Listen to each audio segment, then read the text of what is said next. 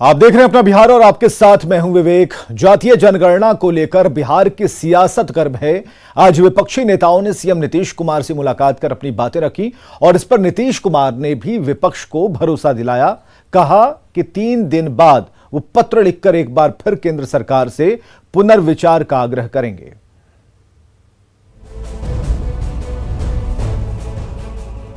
दोपहर के तकरीबन 1 बज रहे थे जब मुख्यमंत्री नीतीश कुमार से मुलाकात करने नेता प्रतिपक्ष तेजस्वी यादव, तेज प्रताप यादव, कांग्रेस के अजित शर्मा और लेफ्ट के विधायक सहित कई नेता पहुंचे। बातचीत का मुद्दा था जातिगत जनगणना, जिसे लेकर विपक्षी नेताओं ने सीएम नीतीश कुमार के सामने अपनी बातें रखी। ये बातचीत मुख्यमंत्री के चैम्बर में हुई। सीएम से मुलाकात के दौरान क्या क्या बातें हुई, बाहर आकर तेजस्वी यादव ने साझा किया। इसलिए हम लोगों को लगा कि भाई बिहार विधानसभा के मान सम्मान के लिए हम सब लोग जो है मुख्यमंत्री से मिलके ये प्रस्ताव रखें कि भाई आप प्रधानमंत्री जी से समय लीजिए और समय लेकर के सारे दल जो भी बिहार विधानसभा में हैं वो सारे दल के नेता डेलीगेशन एक हम लोग कमेटी बना करके प्रधानमंत्री से मिले। दरअसल बिहार विधानमंडल में 2 बार 18 फरवरी 2019 और 27 फरवरी 2020 को सर्वसम्मति से जातीय जनगणना को लेकर प्रस्ताव पारित किया जा चुका है और इसे केंद्र सरकार को भेजा भी जा चुका है। जेडीयू खुद जातीय जनगणना कराने के पक्ष में है, लिहाजा विपक्ष ने सियासी दांव खेलते हुए मुख्यमंत्री से मुलाकात की। तेजस्वी के मुताबिक नीतीश कुमार ने भरोसा दिलाया है कि दिल्ली से लौटने के बाद 2 अगस्त को वो केंद्र सरकार को पत्र लिखकर इस पर विचार करने का फिर से आग्रह करेंगे। मुख्यमंत्री जी से जब बात हुई तो मुख्यमंत्री जी ने कहा कि हम इसके पक्षधर हैं और आज उनको दिल्ली जाना है। दिल्ली से लौटेंगे तो वो 2 तारीख को जो है वो भी चिट्ठी लिख करके प्रधानमंत्री जी को मिलने का समय मांगेंगे। और ये भी हमने कहा दूसरे प्रस्ताव में अगर मिलने का समय नहीं मिल पाता है तो इसमें हमने उदाहरण भी दिया कि जैसे कर्नाटका राज्य ने अपने खर्च पर गिनती जनगणना कराई है तो आप बिहार सरकार भी घोषणा करें कराने की। केंद्र सरकार ने पहले ही साफ कर दिया है कि इस बार होने वाली जनगणना में जातीय जनगणना नहीं होगी, जबकि बिहार के तमाम दल इसके पक्ष में हैं। ये मांग करते हैं कि कुछ गरीबी का तय हो, गरीबों का संख्या तय हो, इस पे कुछ व्हाइट पेपर निकले कि जातीय जनगणना जैसे फिजूल, मैं मानता हूं कि फिजूल खर्ची, सरकार का खर्चा भी फिजूल है और कोई उससे कुछ आने वाला निकलने वाला नहीं है। पता चलना चाहिए कि किस जाति की क्या आबादी है। तो इस प्रकार की जो मांग उठ रही है इस पर भारत सरकार को कार्रवाई करना चाहिए, भारत सरकार को जनगणना कराना चाहिए। जातीय जनगणना होना चाहिए, माननीय मुख्यमंत्री जी भी कहे हैं और सदन ने 2 बार इसको पास कर दिया था बहुमत से। ये तो केंद्र की सरकार जो है वो कह रही है कि इसको नहीं करना है। अन्य चीजों की गिनती होती है, गाय, भैंस, बकरी, सांप, अन्य चीजों के तो इंसान है, इसकी जाति गणना होनी चाहिए। ये तो पता चलना चाहिए और जिसकी जितनी आबादी होगी उसकी उतनी भागीदारी। दरअसल बीजेपी को छोड़ तमाम दल जातीय जनगणना के पक्ष में, वहीं जनसंख्या नियंत्रण कानून पर बीजेपी को छोड़कर सभी दबी जुबान से बातें कर रहे हैं। न्यूज़ 18 के लिए पटना से शैलेंद्र कुमार के साथ अमित कुमार की रिपोर्ट। तो जातीय जनगणना के साथ बिहार में जनसंख्या नियंत्रण कानून को लेकर सियासत गर्म है। बीजेपी जहां जनसंख्या नियंत्रण के लिए कानून की मांग कर रही है तो जेडीयू समेत पूरा विपक्ष कानून की जगह जन जागरूकता पर जोर दे रहा है। संख्या नियंत्रण अति आवश्यक है। इस राज्य में ही कानून बना था, नगर निकायों में 2 बच्चे से ज्यादा जिनके होंगे, कानून बनने के बाद 2007 में यह कानून बना था, उस पर जो है चुनाव पर रोक है। इसलिए जनसंख्या नियंत्रण पर कड़े से कड़ा कानून बनना चाहिए। इसमें कोई संप्रदाय आधार पर नहीं देखना चाहिए, न कोई जातीय आधार पर, सबके लिए। कि लड़कियों को अगर जागृत कर दिया जाए, उनको शिक्षित कर दिया जाए, उस शिक्षा में उसकी भागीदारी जब बढ़ेगी तो जनसंख्या पर अपने आप नियंत्रित हो जाएगी। नहीं, निश्चित तौर पे इस पर निश्चित तौर पे हम लोग इससे इनकार नहीं कर सकते हैं, लेकिन पहला अध्याय होगा ना, मेरा प्राथमिकता होगा कि पहले हम अपने लोगों को पढ़ाई के क्षेत्र में आगे बढ़ाएं। जब शिक्षित हो जाएंगे तो ऑलरेडी सब लोग मन बातों को समझागरूक होंगे। अब तो एक बच्चे लोग कर रहे हैं, ये बताने की किसी सरकार को जरूरत नहीं है, ये खुद जनता तय करेगी और जनता खूब समझदार है हमारी। बिहार विधानमंडल का मानसून सत्र तो खत्म हो गया, लेकिन इस पूरे सत्र में जातिगत जनगणना समेत जो मुद्दे छाए रहे उनमें से एक था बांग्लादेशी घुसपैठिए का, जिसके खिलाफ बीजेपी और जेडीयू ने आवाज उठाई, जबकि कांग्रेस ने सरकार को जिम्मेदार माना। बांग्लादेशी घुसपैठियों ने जमाई पैठ, मॉनसून सत्र में गूंजा बांग्लादेशी घुसपैठ का मुद्दा। अब जो हालात है कि अररिया जिला सहित सीमांचल के सभी जिलों में खास करके सड़कों के किनारे, नहरों के किनारे, तालाबों के किनारे और गैर मजरूआ आम और खास जमीन पर इन लोग जो यहाँ का नागरिक नहीं है, लेकिन इसकी देखरेख तो करना है सरकार को, और इस पे सरकारें बनते भी हैं। एडमिनिस्ट्रेटिव चुस्त दुरुस्त रहे, जो हमारे बॉर्डर सिक्योरिटी फोर्स है वो चुस्त दुरुस्त रहे, तो कहीं न कहीं ओवरऑल इस पे नजर डालने की आवश्यकता है। दरअसल सीमांचल के पूर्णिया, कटिहार, किशनगंज, अररिया, सुपौल के इलाके में लगातार बांग्लादेशी घुसपैठियों की संख्या बढ़ रही है, जिसका सीमित संसाधनों पर असर पड़ रहा है, जो बिहार के विकास में बाधक है। न्यूज 18 के लिए पटना से शैलेंद्र कुमार की रिपोर्ट। तो बिहार विधानमंडल का मानसून सत्र संपन्न हो गया और इस मानसून सत्र में सत्ता पक्ष और विपक्ष की नोकझोंक के बीच 8 महत्वपूर्ण विधेयक पास कराए गए। इस सत्र में कुल 5 बैठकें हुई। संविधान की 10वीं अनुसूची के प्रावधानों के मुताबिक एलजेपी के एकमात्र विधायक राजकुमार सिंह के जेडीयू में विलय की सूचना दी गई। पूरे मानसून सत्र में 822 सवाल विधायकों ने पूछे। सत्र में विधानसभा में 103 ध्यानाकर्षण सूचनाएं प्राप्त हुई, जिसमें से सरकार ने 8 का जवाब दिया और 89 का लिखित उत्तर दिया। इस पूरे सत्र में 23 मार्च की घटना और जातीय जनगणना की मांग को लेकर हंगामा हुआ। सत्ता पक्ष और विपक्ष दोनों के विधायक सत्र को अपने लिहाज से सफल बता रहे हैं। कोई भी जवान हमारे मोबाइल लेकर के सरकार की ओर से लगातार प्रयास हुआ कि जो जन सरोकार से जुड़े हुए जो विषय हैं, जो बिहार विधानसभा और बिहार विधान परिषद के पटल पर लाए गए हैं, उस पर चर्चा हो, उस पर जब सरकार की ओर से उत्तर भी दिया गया। पक्ष का सकारात्मक सहयोग रहा। सबसे पहले तो ये मानसून सत्र का सबसे बड़ा भूमिका ये रहा कि विपक्ष ने सरकार को सकारात्मक सहयोग दिया और सदन चलाने में भरपूर सहयोग किया। पिछले बजट सत्र की जो कड़वाहट थी, जो पीड़ा मिली थी मार पिटाई के बाद, सदन के अंदर जो पुलिस घुसी, इसको लेकर के मन में एक कड़वाहट थी, बेचैनी थी, लेकिन मैं समझता हूं कि उस पर बातचीत हुई, चर्चा का समय देकर के माननीय अध्यक्ष महोदय ने अच्छा पहल किया था। कोई भी जवान हमारे मोबाइल।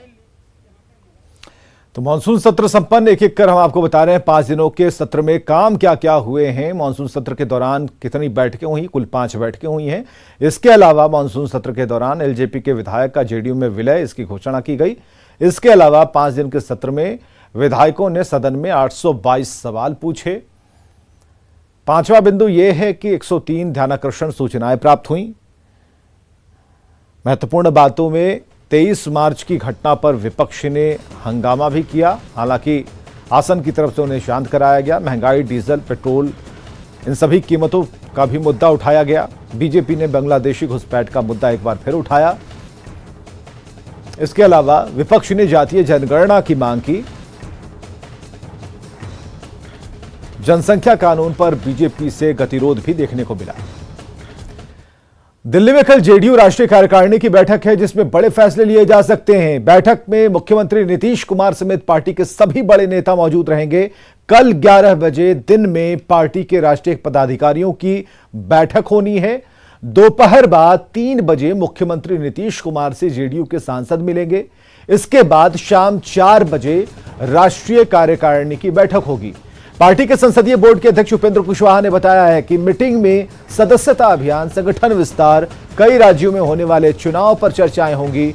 उपेंद्र कुशवाहा ने यह बताया कि राष्ट्रीय अध्यक्ष का मुद्दा चर्चा में शामिल नहीं है। अध्यक्ष के इशू पर वहाँ विमर्श होगा, ऐसा पहले से कोई एजेंडा नहीं है। एजेंडा के तौर पे जो आधिकारिक रूप से कहा गया है, आप लोगों को भी मालूम होना चाहिए, कई राज्यों में चुनाव होने वाला है। पार्टी की सदस्यता के माध्यम से संगठन को विस्तार देना है। इन विषयों पर निर्धारित एजेंडा के माध्यम से वहाँ चर्चा होगी। और भी कोई विषय आ सकता है, लेकिन कौन सा विषय और आएगा यह निर्धारित नहीं है। इधर जेडीयू राष्ट्रीय कार्यकारिणी की बैठक में शामिल होने के लिए मुख्यमंत्री नीतीश कुमार दिल्ली रवाना हो गए हैं। तो ये खबर हम आपको बता रहे हैं कि दिल्ली रवाना हो गए हैं मुख्यमंत्री नीतीश कुमार।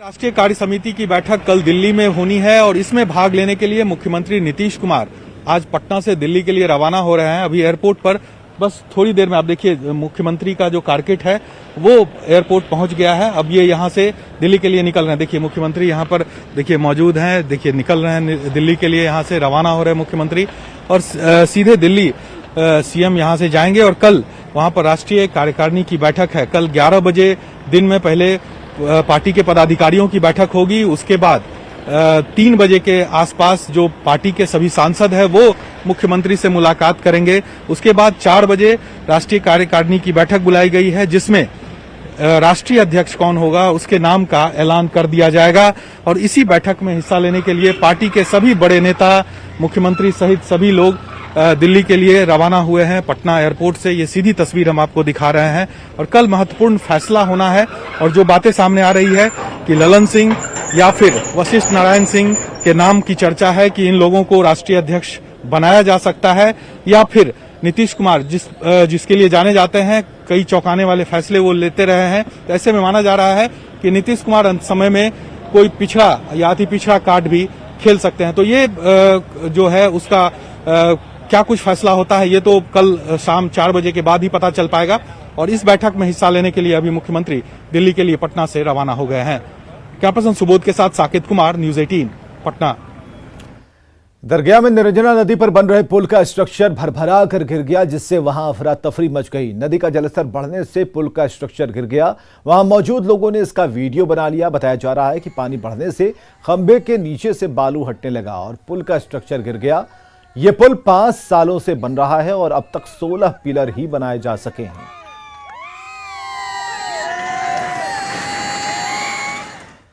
कटिहार में मेयर शिवराज पासवान की हत्या के बाद सनसनी मच गई। पूरे पुलिस महकमे में खलबली है। पुलिस आरोपियों की गिरफ्तारी के लिए खाक छान रही है क्योंकि मसला हाई प्रोफाइल है और इस रिपोर्ट में देखिए हत्या की पूरी दास्तान।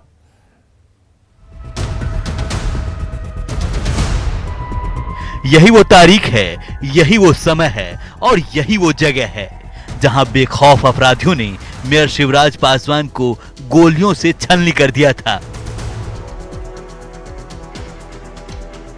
उसके बाद जिले में हाहाकार मच गया। पुलिस महकमे में खलबली मच गई। गोली लगने के बाद लोगों ने आनन फानन में मेयर शिवराज पासवान को अस्पताल में भर्ती कराया, लेकिन अपराधियों के गोली के सामने धरती के भगवान लाचार दिखे, जिसका नतीजा ये हुआ कि मेयर की मौत हो गई। रक्त रंजित की एक खौफनाक वारदात कटिहार जिले के नगर थाना इलाके की है, जहां बेलगाम बदमाशों ने मेयर शिवराज पासवान को उस वक्त गोलियों से भून डाला जब वो अपने घर ड्राइवर टोला से बाइक से संतोषी मंदिर जा रहे थे। संतोषी मंदिर के पास ही उन पर ये हमला हुआ है। अज्ञात लोगों ने हमला किया, 3 गोलियां उनके सीने में लगी हैं और कटिहार मेडिकल कॉलेज ले जाने के क्रम में ही उनका देहांत हो गया है। इस वारदात के बाद हरकत में आई पुलिस ने मौकाए वारदात का मुआयना किया, जहां रेलवे ट्रैक के पास से पुलिस को रक्त रंजित के सबूत मिले हैं। मौके से पुलिस ने हत्या में इस्तेमाल 2 पिस्टल और 1 देसी कट्टा बरामद किया है। साथ ही पुलिस ने मौके से एक डायरी भी बरामद किया है। 4 बाइक भी जब्त की गई है। पुलिस ने 11 नामजद और 1 अन्य के खिलाफ FIR दर्ज कर कार्रवाई करते हुए 4 नामजद अपराधियों को गिरफ्तार किया है, जिसमें 2 महिलाएं भी शामिल हैं। इसमें कुल 4 नामजद शंभू पासवान, पिंटू पासवान, कुमकुम देवी और मनीषा कुमारी को हम लोग गिरफ्तार कर लिए हैं। बताया जा रहा है कि हाल के दिनों में युवा नेता के रूप में मेयर शिवराज पासवान का तेजी से राजनीतिक ग्राफ बढ़ रहा था। शंका ये भी जताई जा रही है कि सियासी बिसात में इस रक्त रंजित की वारदात को अंजाम दिया गया है। लेकिन हत्या के पीछे की असली वजह क्या है, इस पर पुलिस भी बोलने से बच रही है। न्यूज़ 18 के लिए कटिहार से सुब्रत की रिपोर्ट। सीतामढ़ी में बेलगाम ट्रक सड़क किनारे बने एक झोपड़ी पर पलट गया, जिससे 4 लोगों की मौत हो गई है। हादसा डुमरा प्रखंड के मधुबन गांव में हुआ है। ट्रक पर बालू लदा था। स्थानीय लोगों की मदद से ट्रक के नीचे दबे लोगों को निकाला गया। मौके पर प्रशासन की टीम के देरी से पहुंचने पर लोगों ने हंगामा किया, पुलिस को खदेड़ा। इसके बाद में एसडीओ मौके पर पहुंचे और लोगों को उन्होंने शांत कराया। तरफ से कोई भी इंतजाम नहीं किया गया। हम लोग इंतजार कर रहे थे किराना आता, कम से कम कुछ लोगों की जान बच जाती। इन लोगों की लापरवाही की वजह से, प्रशासन की तरफ से कोई इंतजाम न करने की वजह से ये जो 4-5 लोगों की मौत हुई है, ये प्रशासन की लापरवाही की वजह से। कितनी दूरी है यहाँ से मुख्यालय की? यहाँ से मुख्यालय 1.5 किलोमीटर है। पटना नगर निगम में डिप्टी मेयर के खिलाफ अविश्वास प्रस्ताव पारित किया गया और डिप्टी मेयर मीरा कुमारी को अपनी कुर्सी गंवानी पड़ी। वोटिंग में मेयर सीता साहू का गुट काफी भारी पड़ा। हालांकि मीरा कुमारी ने अपने खिलाफ लगाए गए आरोपों से इनकार किया, साथ ही गुटबाजी का आरोप लगाया।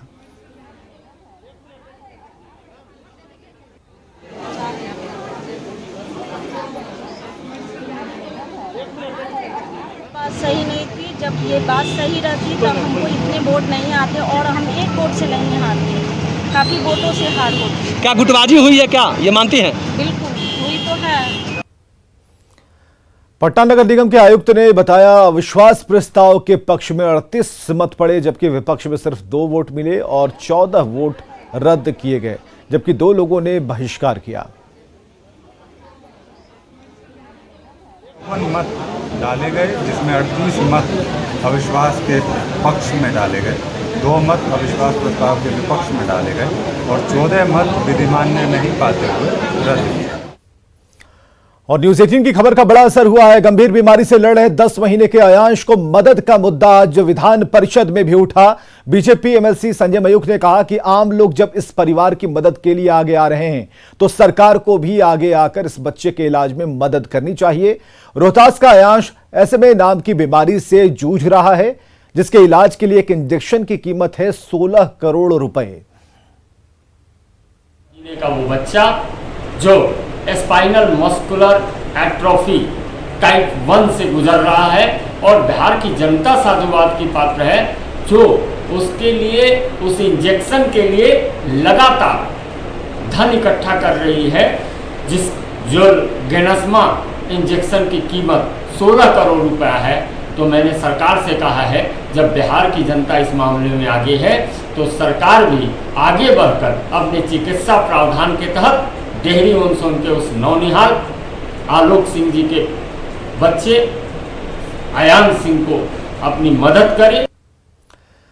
भागलपुर की गरिमा बंका ने क्लैट की परीक्षा में बिहार में टॉप किया। वहीं ऑल इंडिया में गरिमा को 9वां स्थान हासिल हुआ है। गरिमा बंका को 113.02 अंक प्राप्त हुए हैं। गरिमा की इस उपलब्धि पर घर में जश्न का माहौल है। गरिमा बेंगलुरु में पढ़ेंगी। बिहार टॉपर गरिमा और उनके माता पिता से खास बात की हमारे सहयोगी आशीष रंजन ने। एग्ज़ाम में आपका रीडिंग स्पीड अच्छा होना बहुत ज़रूरी है। आपको मतलब 25 to 26 पैसेजेस मिलते हैं रीड करने, 300-400 वर्ड का पैसेजेस रहते हैं। मतलब एक तरह से आपको 2 घंटे में एक मिनी मैगजीन रीड करनी होती है और क्वेश्चंस भी बनाने होते हैं। तो उसके लिए पहले तो रीडिंग इम्प्रूव करना ज़रूरी है। तो जब स्टार्ट की तो मतलब न्यूज़पेपर से शुरू किया, द हिंदू का एडिटोरियल्स वगैरह ये सब बहुत अच्छी से पढ़ती थी। मतलब शुरू में इतना स्लो रीडिंग था मेरा, पूरा वो खाली न्यूज़पेपर का एक एडिटोरियल पेज पढ़ने में मेरे को 1 घंटा लग जाता था। और नॉवेल्स भी काफ़ी सारी पढ़ी शुरू के 2-3 महीनों में, मतलब मंगा के नॉवेल्स पढ़ी काफ़ी सारी। ऐसे कर करके रीडिंग इम्प्रूव हुई न्यूज़पेपर पढ़ के। और उसके बाद जैसे हम लोग के कोचिंग में बताया गया, वो लोग ने काफ़ी सारे स्टडी मटेरियल्स भेजे तो उसको सॉल्व किया, क्वेश्चंस वगैरह बनाती गई तो सारे। बहुत अच्छा महसूस हो रहा है सारे बच्चों के लिए। इससे प्रेरणा लेके हमारे भागलपुर के बच्चे भी आगे बढ़ेंगे, पढ़ेंगे। सबसे बड़ा खुशी ये बात है। और सबसे बड़ा खुशी ये होता है कि बच्ची जब मेहनत करती है उसका रिजल्ट मिलता है। एक माँ पिताजी को सबसे ज़्यादा खुशी उसी से मिलता है कि बच्चे का मेहनत सफल हो गया। बहुत खुश हूँ और क्या, इससे ज़्यादा खुशी एक माँ को और किस बात में मिल सकती है। उसकी बेटी की मेहनत सफल हो गई, सपने सच हो रहे हैं बस। और एक छोटे से अंतराल के बाद देखिए जोहार झारखंड।